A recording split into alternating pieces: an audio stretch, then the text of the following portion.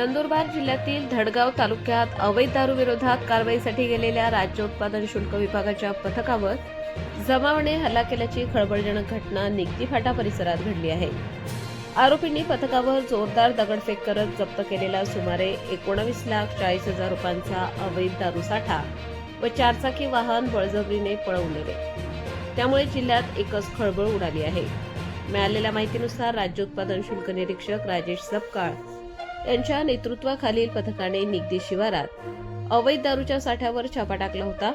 या कारवाई दरम्यान विदेशी दारूचे सुमारे 200 बॉक्स आणि एक पिकअप वाहन असा एकूण 19,40,00,000 रुपयांचा मुद्देमाल जप्त करण्यात आला होता।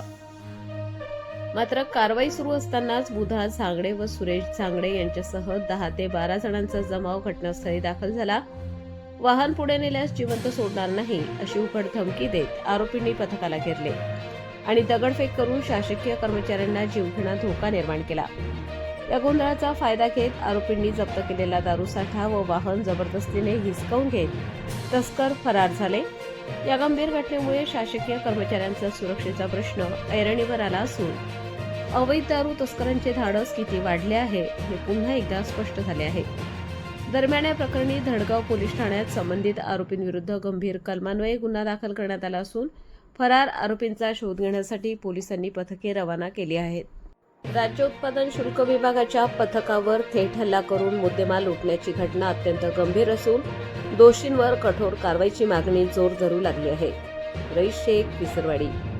ताज्या व महत्त्वाच्या बातम्या बघण्यासाठी प्ले स्टोअरवर जा, प्रबलभूमी ॲप डाउनलोड करा व या धावपळीच्या जीवनात अपडेट राहा।